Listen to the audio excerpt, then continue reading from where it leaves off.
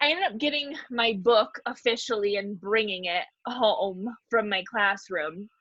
So I just looked a little bit more in depth at the picture plane and the viewfinders according to the book and the instructions. So I did set it up, but I just kind of want to explain that a minute before we get started, because it's not something you had to do. You could have just as easily draw yourself a little border on your clear, whatever clear thing you're using, whether it's a sleeve or plexiglass. But I did happen to make both earlier today. So I just took what I did is I took plexiglass. So 2 sheets of plexiglass, because I happened to get a pack of like 5, I think came in my pack, 8 by 10. Then I took construction paper and I cut 2 pieces of construction paper down to 8 by 10. So it matched the size of the plexiglass. I just took the plexiglass, laid it on the construction paper and traced it essentially and cut it out. Then what I did is I took a ruler on the piece of paper and I X'd it. So I drew a line diagonal and then I switched and drew a line diagonal. Then on this one, I took my ruler and I came in 1 inch. So I came in 1 inch, 1 inch, 1 inch, 1 inch, drew the border, and I cut it out with an X-Acto knife. And I just used my ruler to make it a straight edge, cut with my X-Acto knife. Here, I need to forgot to spotlight that. And then I just taped it on here. So that's what I did for mine. You could just as easily take an inch of masking tape and tape that around this. You could also just take a ruler and a Sharpie or your marker and draw a border around this, because the measurement of the big picture frame is 6 inches by 8 inches. So 6 inches across, 8 inches down. So just as easily you could have your clear sleeve or plexiglass, whatever you're using that's clear. And then you could come down an inch, over an inch, and draw yourself a little border. And then the other one was 2 inches. So it ended up your frame, your opening was 4 by 6. Now, when we get to the hand drawing, it says to use both of them simply because you can use whichever one your hand fits with best. So if you like the smaller one, you can put your hand up and do the smaller one. If you like the larger one, you can use the larger one. That's simply all this is for. So you don't really need the viewfinder part at all. I just wanted to walk through her instructions so I understood it. And after doing it, I was like, yeah, I could have just as easily drawn a border, taped this off. It's just you want, and so actually what I did is I kept the insides. So this was the inside. So I can take this now on my sketch paper and trace it. Then I have the same opening size as this. But just as easily you could take your ruler, right? And we're all adults, we can draw a frame just as easily. So that's basically why she did this. It's just to kind of simplify, make little tracers. So I just wanted to explain that before we get started, that's why mine is like this, because I just wanted to work through it and make sure that it wasn't like a necessity, and it's really not. It just, blocking it out can help you see, just because you're not seeing through this. But like I said, you could just as easily tape this off with a piece of masking tape. And what were the dimensions again? The dimensions of the big picture plane was 6 inches by 8 inches. And then the small picture plane was 4 inches by 6 inches. And again, she said just use the one that you want to. You don't actually need both. You just need the size that you would like to use for your hand for that drawing. So hopefully that makes sense. But if we have questions as we're going, or you're not sure how to set that up, let me know. I did happen to get the exact marker she recommended. I found it on Amazon, but you could use a Sharpie too, to be honest, because I think with some glass cleaner, you can wipe that off of plastic and stuff just as easily as this. And then for other supplies, you do need pencils, an eraser today. She does recommend the graphite stick for setting in a ground, but if you don't have a graphite stick, you could take the softest pencil you maybe have, like a B pencil, a 6B, 4B, and you could make a ground with that too. So if you don't have a graphite stick, don't worry. If you have some tissue or paper towel or a big blender, that will help you blend the graphite out. So there's some things you can make do with if you don't have everything. So we're actually going to start with the blind contour drawing today of our hand. She recommended 30 minutes for this, but I thought that seemed kind of like a lot for that, because again, to me, that's more of a concept. It's just understanding and practicing. So I thought we could shave that down so we could spend more time on the hand drawing itself. And then if you wanted to go back and practice the blind contour on your own, again, you kind of understand how it goes. So I thought we could maybe do like 10 minutes instead of 30 for that one. But then, like I said, if you want to try that again on your own, she does recommend 30 in her class. So I've got a little timer I'll set for 10 minutes. Hey, Jen. Yeah. Is she actually recommending that it take you 30 minutes to do a blind contour of your hand? Great question. I think she's recommending that's about the time you should, I think she's giving that allotted time just to encourage you to slow down and look at all the wrinkles. Because I know when I've done this before with high school students, they'll just rush through it, right? And they'll just kind of really quickly draw like a smooth hand. And I'm like, no, like slow down, look at all the wrinkles. So I think the time is just encouraging you to look and to spend time looking and giving yourself a set amount of time and to draw that entire time, more or less. But I don't think it should necessarily have to take you 30 minutes. I think the blind contour, again, it's more of the concept that we are looking while we're drawing, and we need to look at, you know, all the different lines we see that make up the edges. Because again, these lessons we're doing today, I should have even mentioned that or started with that. We're starting to focus on the idea of edges in drawing.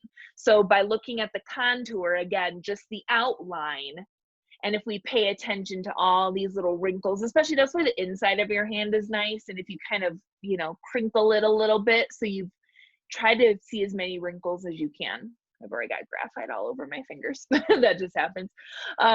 So we'll start with that. I'll set 10 minutes. And again, the idea of a blind contour is you're not looking at your paper at all. You're only looking at your hand.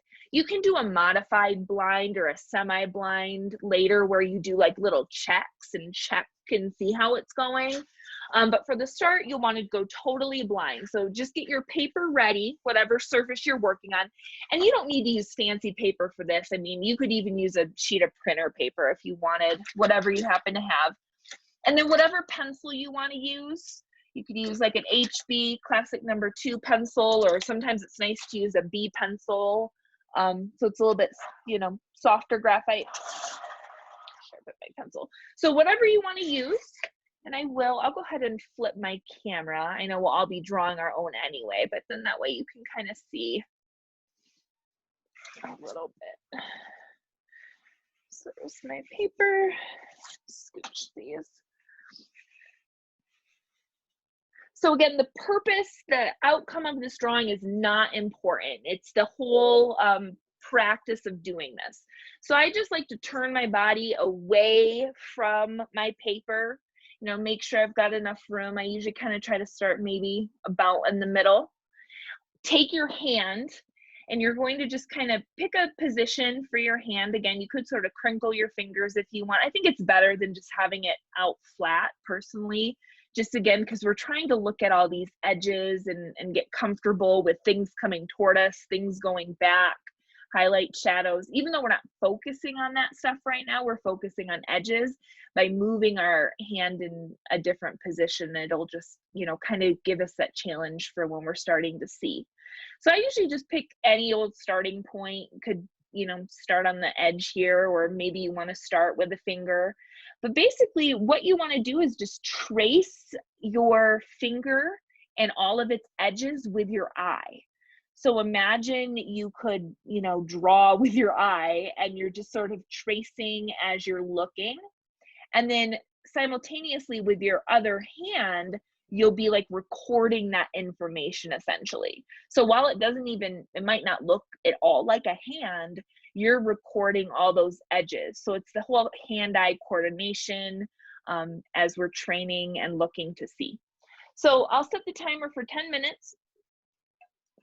You won't see my hand on the screen, but of course you'll be, oops, need to let Cindy in a minute. Okay, so I'm going to go ahead and set the timer and you can go ahead and get started. And again, just focus on your hand. Don't worry about looking at your paper or what it looks like at all.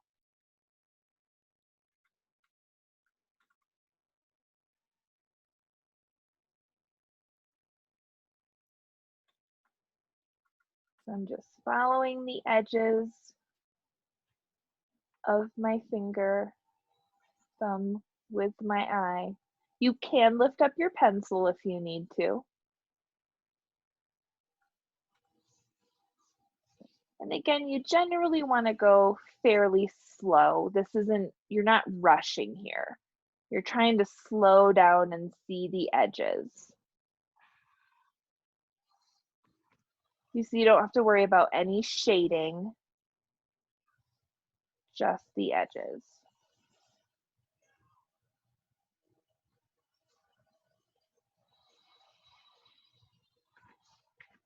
And just be aware if you're trying to label things with your left brain, saying like thumb, nail, fingernail, you know, anything like that, and just try to focus on the lines that you see.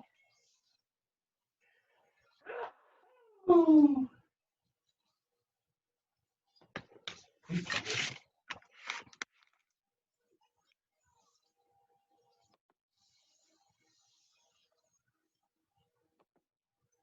don't worry if you lose your spot, because again, what your drawing looks like is not important here.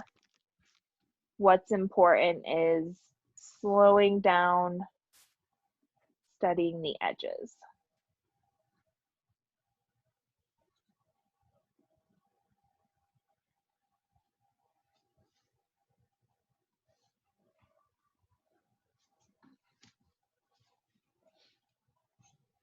And you can practice blind contour with objects, other people.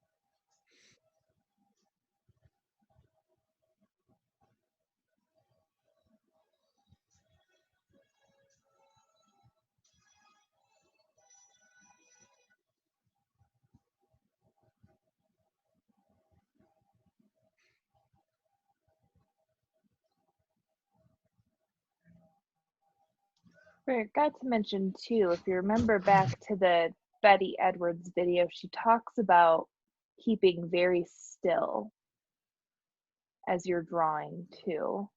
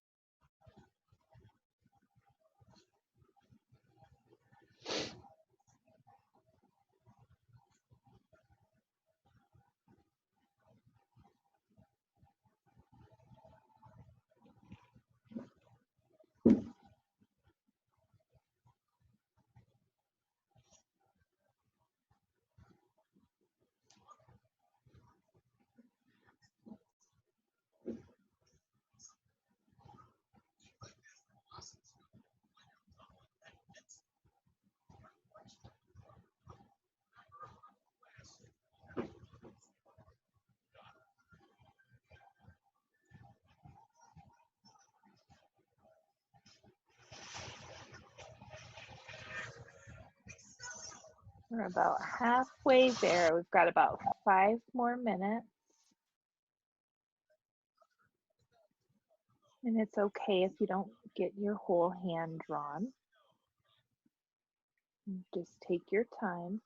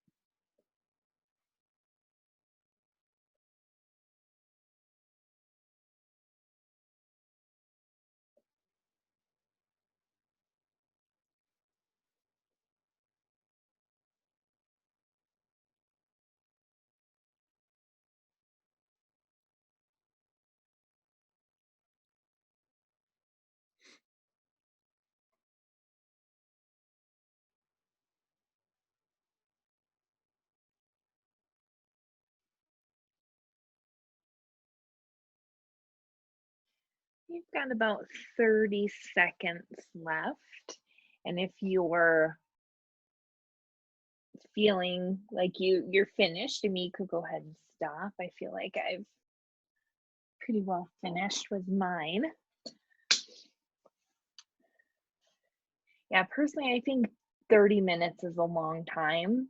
for the contour for your hand, but I suppose if you really, really, really slowed down, you know, you could always do that. But I feel like 10 minutes was, and there's official 10 minutes, was the, you know, enough to get the gist of it.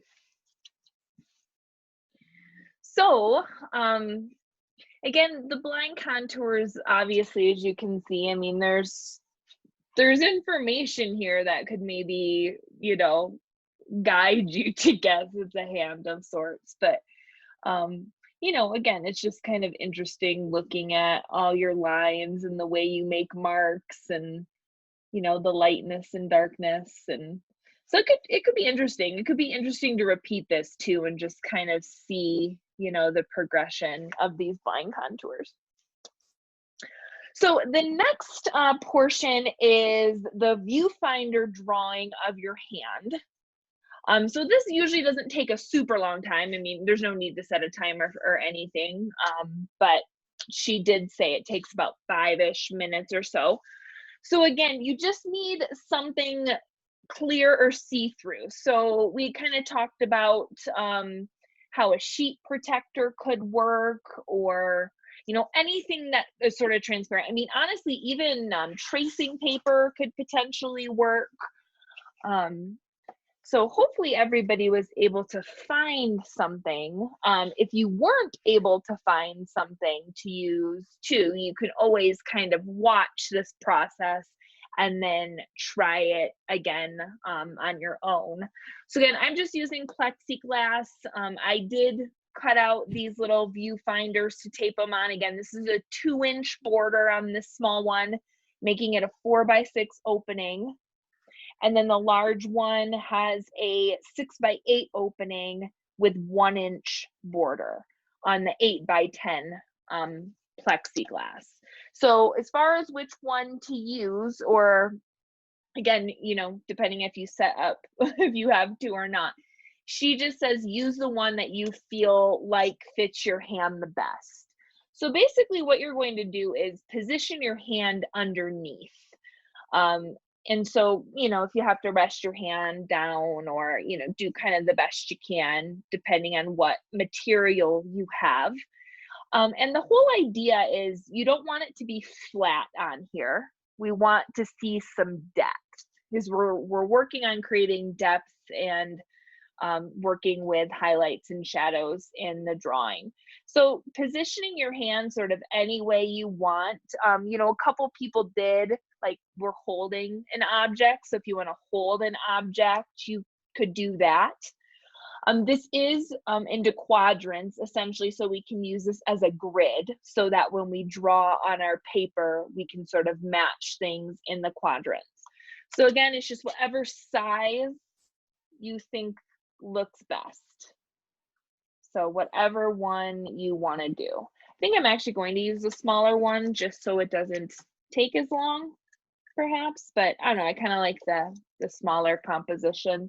The sort of cropped viewpoint I think can be kind of interesting. So what you'll do is just from here take, again, I've got the overhead projector marker, but you could just use a Sharpie with this, anything that's going to stick to that surface, or a micron pen.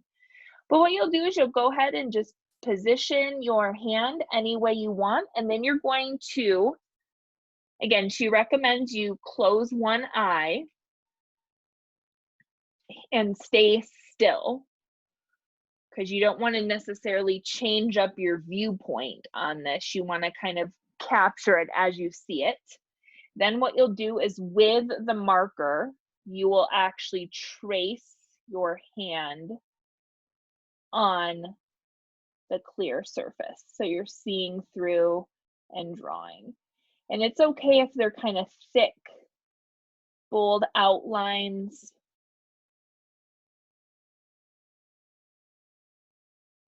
You know, obviously with the marker, it's not super duper fine. But you can even get kind of some of the marks of the wrinkles in there and the folds. We'll use this then to draw from.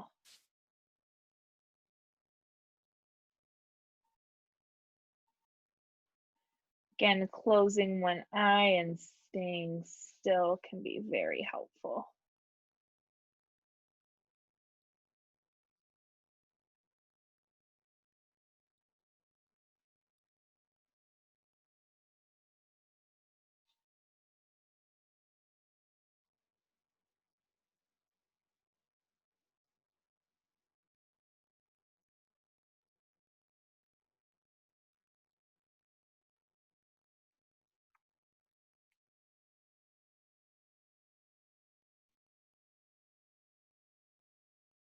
This is actually the first time I've ever drawn like this, and I've drawn on a clear sheet like this.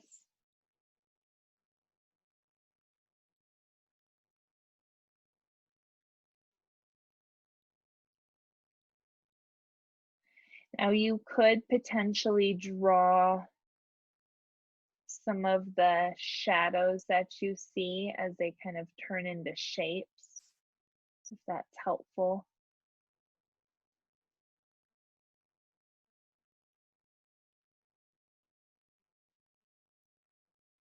You know, you kind of decide what lines you're wanting to trace.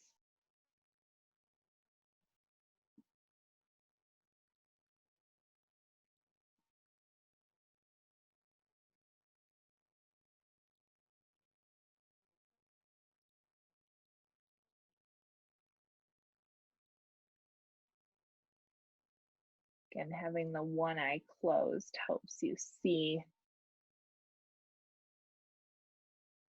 those areas.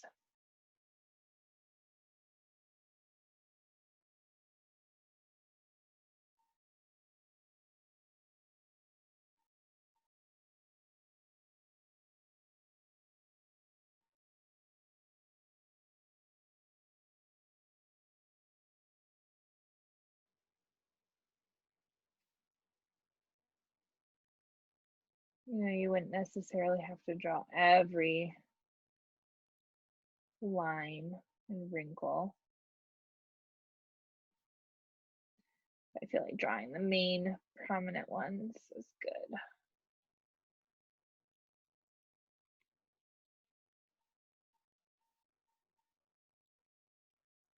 And then when you, after you get a majority of your drawing done, if you shift to your other eye, you can see, you know, your drawing shift over too.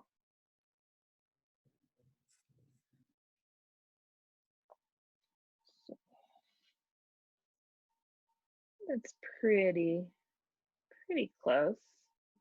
I could potentially draw some more of the lines for some of the shadows if I wanted to.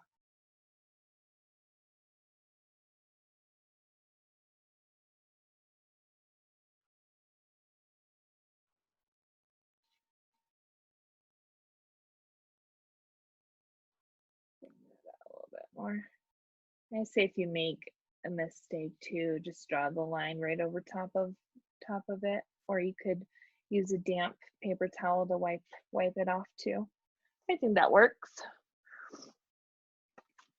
And of course, she says after you're finished to take it and look at it on like a white background. So you could just place it on your paper and take a look at it.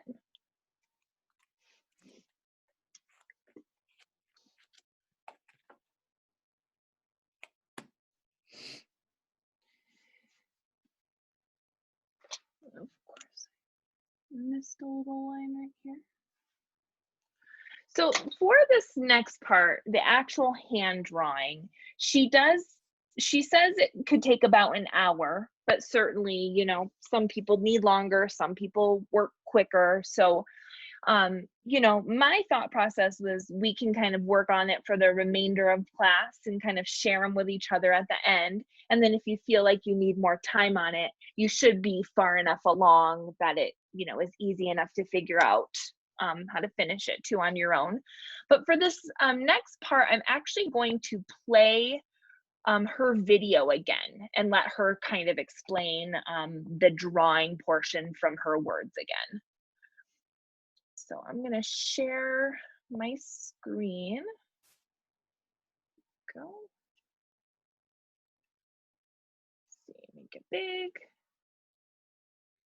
Okay, so she's going to go through the supplies and then talk about setting up this next drawing that we'll be doing.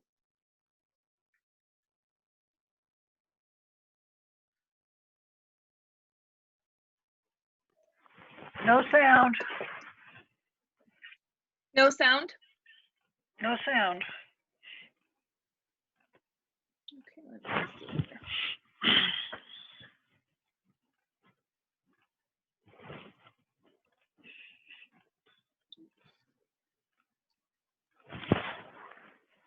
It's my Zoom screen.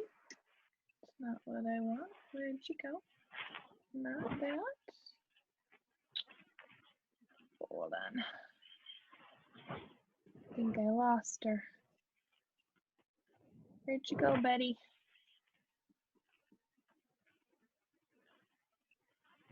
Oops, there it goes. Okay, I think I figured out why there's no sound. Here we go. Sorry about that. It's close by. Now you are ready to draw your hand. The tools you will need for this exercise are the small drawing pad, the number 2 writing pencil or a drawing pencil, the pencil sharpener, the white plastic eraser, the small or large picture plane viewfinder with your drawing on it, the small or large template, the graphite stick, paper towels or napkins, and about an hour of uninterrupted time. For this drawing, you will sit in a normal position. You will be able to glance from your hand to your drawing so that you can see both the drawing as it progresses and your hand with all its details at the same time. First, however, draw a format on your drawing paper using the template that matches the viewfinder you used for the felt tip drawing.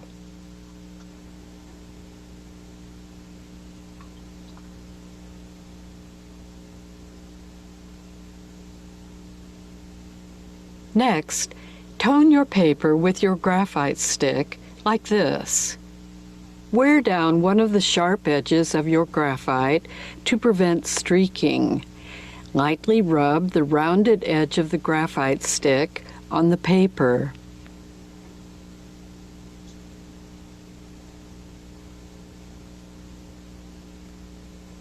Then, use a paper towel or tissue to rub the tone to an even silvery gray. This is called setting a ground. Next, draw the crosshairs on your toned format using the template to locate the crosshairs. Place your drawing on plastic on a piece of white paper so you can see the drawing. Beside it, place your paper with the toned ground. Start by transferring key points from the drawing on plastic to your drawing paper. This will be a great help in getting started. Your toned ground is divided into quarters by the crosshairs. Say to yourself, on this quarter, where does this point fall? On the next quarter, where is this point? And so on.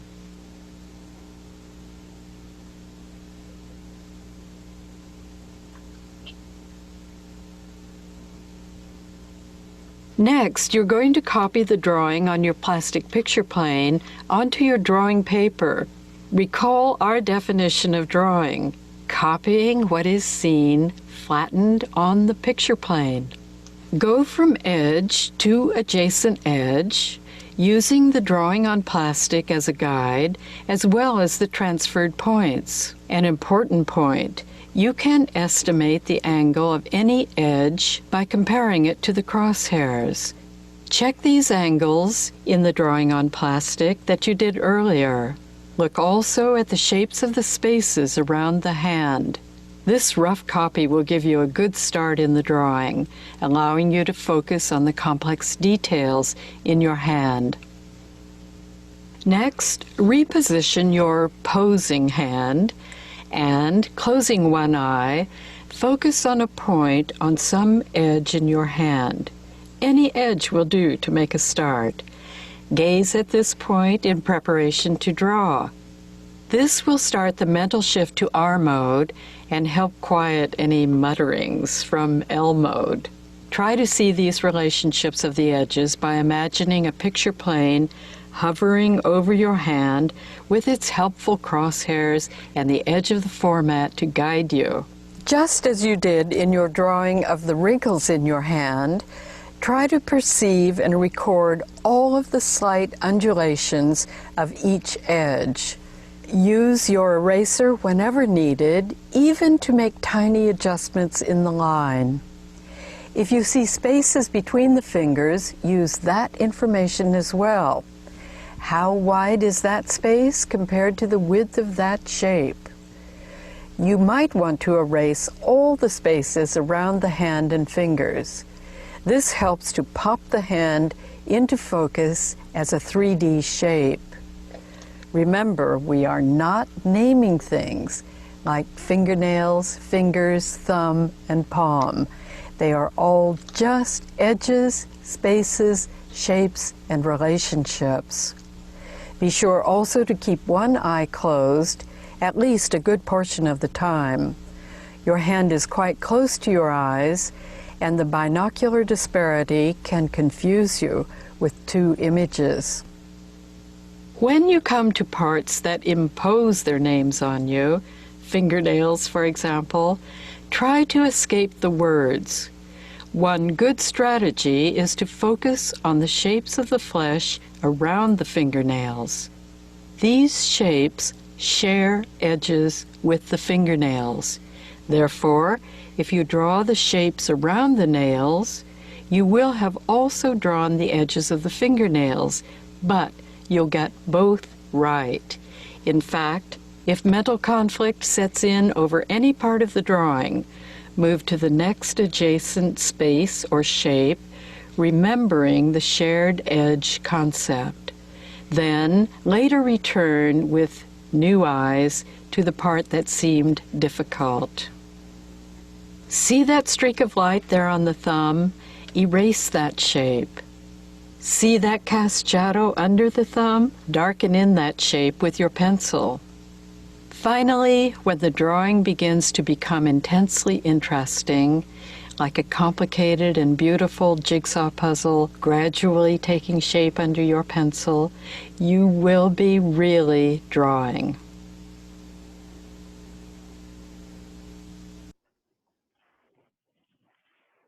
All right, cool. I thought that'd be good to just kind of review that again, hearing her words. So I just used that little tracer, but again, you could just draw yourself a box with a ruler. And this was a 4x6, and then the bigger one was 6x8. I happen to get some graphite sticks, so I'm gonna go ahead and use that and lay in a ground. If you don't have a graphite stick, you could also lay in a ground with a pencil. Just takes a little bit longer. And again, setting a ground that's giving us a middle value to work on. So that allows us to erase highlights to bring back the white of the paper. And the most important thing is you just want this to be nice and even as you can get it. And you could smudge it with paper towel, napkin, Kleenex, some toilet paper, whatever you've got on hand.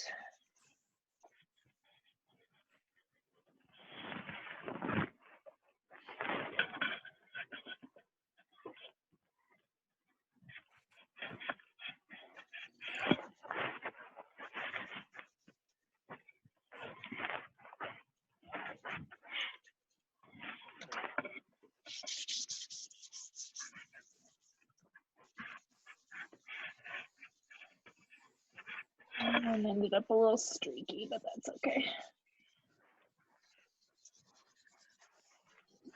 I feel like graphite powder would be really nice too for laying in a ground. I don't have any, but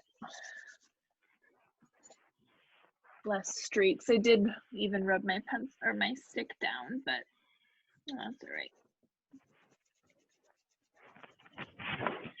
Maybe lay in another layer of this here.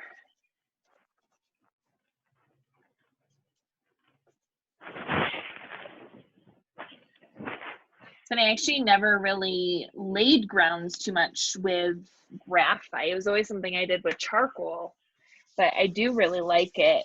Being able to erase and pull out highlights like that is really nice.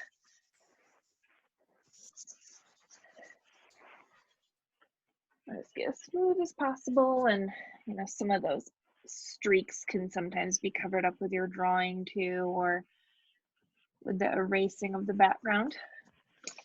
And then I didn't mark my little crosshairs like she did on my little guide, so I'm just going to use my ruler and just put one in at the 2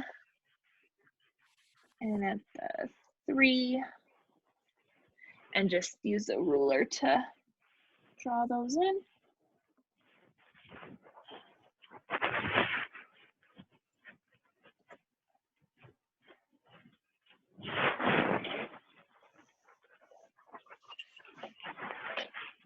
Okay.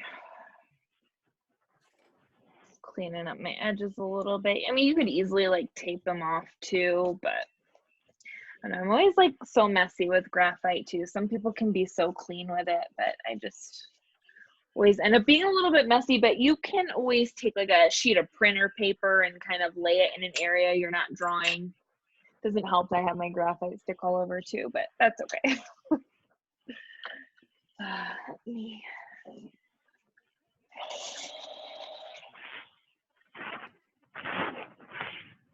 Okay, so after you get this far, again, you're basically kind of creating little marks for yourself, little guides using the quadrants. And so looking at your picture plane drawing that you did. And I've actually recently heard another teacher say that this can be very helpful when you're drawing. And not that you have to say this out loud, but kind of saying to yourself, okay, like this edge falls, you know, just a little ways down, and actually just kind of talk through it. And when you kind of talk through it to yourself, it can be helpful in placing things where they go.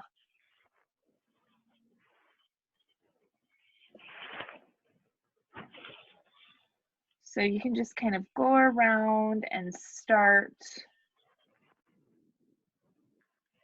marking some of these edges using this. And then you can also bring your kind of initial pose back into it too after you get the outline in to record more of the detail. You'll draw more detail, of course, here than we did in this initial image.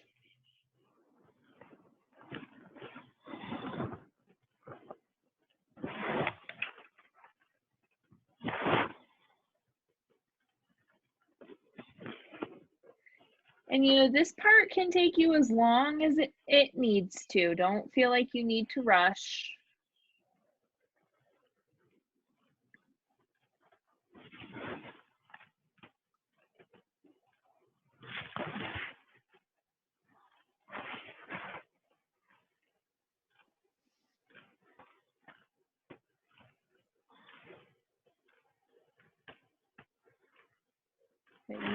Use the grid edges, the quadrants. I mean, that's why they're there.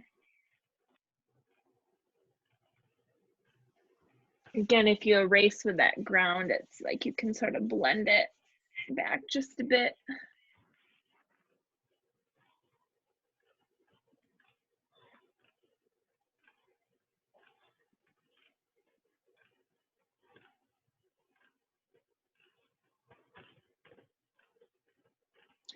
Using a 2B pencil just because I want to keep my lines kind of soft, but you know, feel free to sketch with any pencil that you want.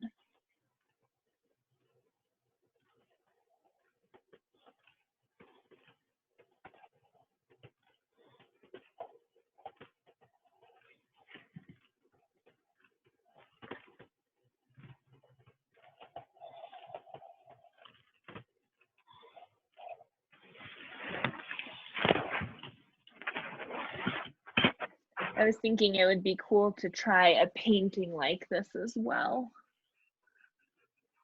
Starting by drawing something on a plane like this and then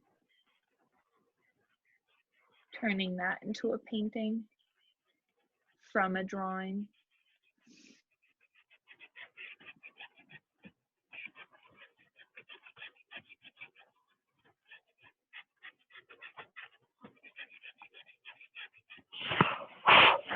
And remember, you can erase as much as you need to as you go. Like you can start to erase the edges around, or you can wait till you get more in, but just to kind of demonstrate that.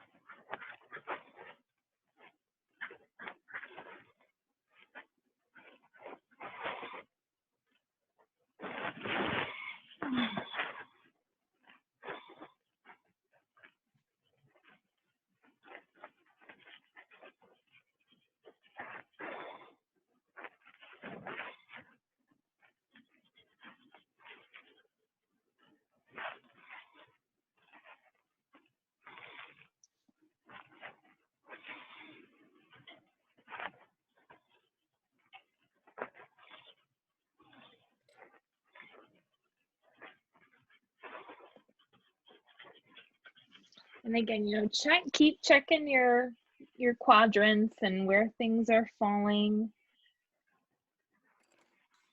You can use your existing lines to help you with your proportions and laying things out.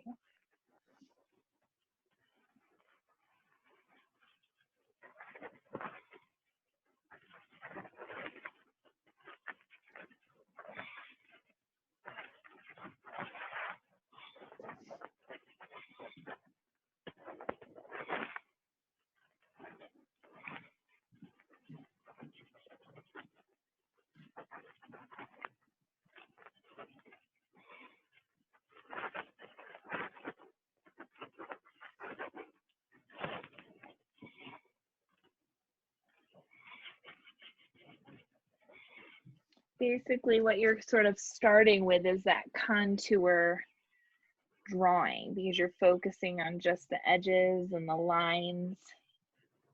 And then we'll start to add that little bit of value so we can start to see depth, those highlights and those shadows.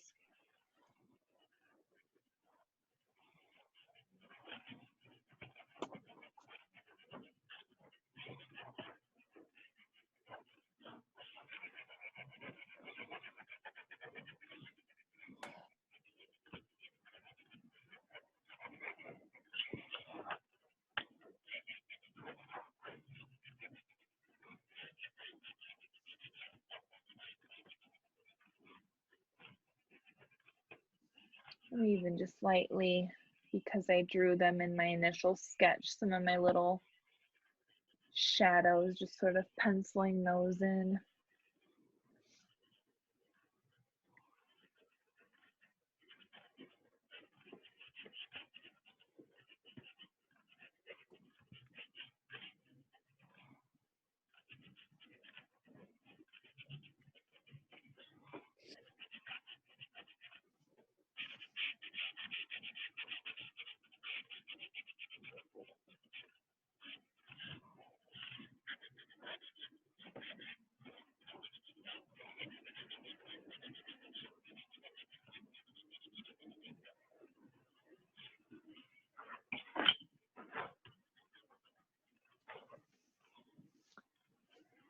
Getting pretty close with just that basic outline. So again, like she recommended, to erase the background.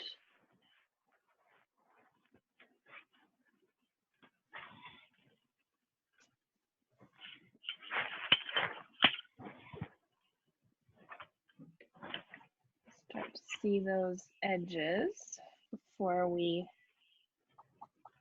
start to work out the shadows and highlights on the hand itself. And of course, before we even get to that, then looking at the hand again and bringing in more information that I see.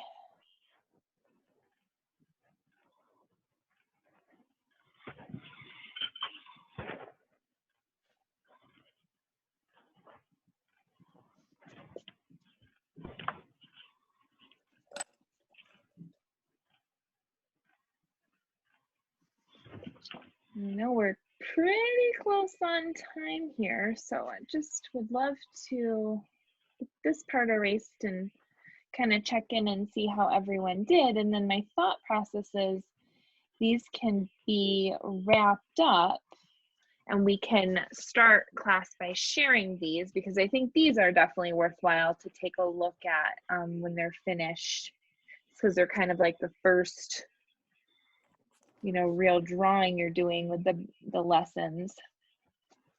So I'll go ahead and kind of stop. Yeah, go ahead. I'm sorry, this is Ed. If we have a question between these sessions, can we reach you somehow, or is that not kosher? Yes, you can. You can reach me anytime. I'm going to type my email in the chat. It's jennifer.funnel@element3health.com. And you can email me, you can send me pictures, you can ask for tips, you can ask for feedback. Yeah, anything you need. I usually try to check my email at least once a day, if not more than that. So Jen, I don't want to put you on the spot, but I've emailed that email address several times. Have you? Yeah, and I've not heard back. I thought maybe I clicked the link on the club homepage, which sends you to that address. But I thought maybe there was something wrong with it. Let me look here and see if I've gotten anything. Because, you know, someone else told me they had emailed me and I didn't get it either. Yeah, that didn't sound like you. Yeah, I'm not seeing anything from you. So, and that is my correct email address. You know, sometimes what might happen is double check how you're spelling funnel. I wonder if maybe the link has one L instead of two. Oh. Because my my name has 2 L's in it, so it might be, I can could check be that that. right now, actually. Okay, but I'm going to make a note actually for myself to double check my email address and make sure it is correct. Because I'll get emails, like I've gotten emails from Lee and Carol and Susan, and Lori's reached me, Mark's been able to reach me, Nora's been able to reach me. Okay. So yeah, double check in the chat right now. You should see my email address. I just typed it out. So Yeah, I maybe got